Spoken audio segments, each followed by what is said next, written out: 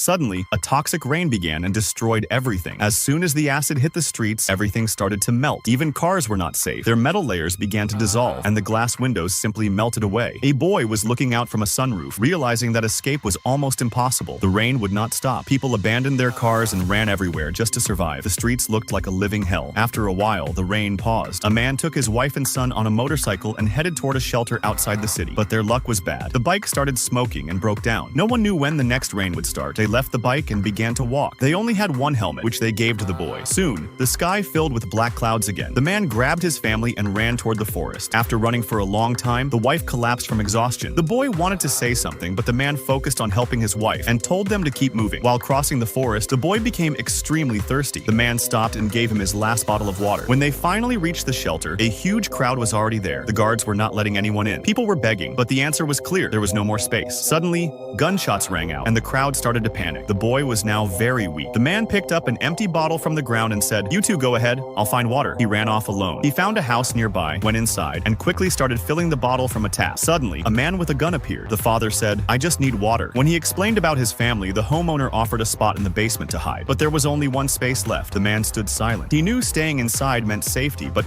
his family was still waiting for him outside. Meanwhile, the wife kept moving forward with the boy. The boy took off his helmet and asked angrily, "Why didn't you stop, Dad?" The mother had no answer. Suddenly, a scream was heard from a distance. The toxic rain had started again. They hugged each other in fear. Just then, the man came running back. He immediately put the helmet on his son and pulled his family toward the forest. On the way, he found a metal sheet. He held it over their heads to block the acid. The rain became even heavier. His skin began to burn, but he did not stop. His hands and face were badly burned, yet he kept moving. Finally, he saw a cave. With his last bit of strength, he pushed his family inside and collapsed. The wife looked at his burned body, hugged her son, and started crying. But the danger was not over. Acid began dripping from the cave walls. The mother kept pushing her son forward. The cave started to collapse. In the final moment, the mother stood against the falling wall to let her son escape. Within seconds, the cave crashed down and the mother was trapped inside. The boy crawled out alone. The rain had stopped, but everything was destroyed. He was now all alone in this world.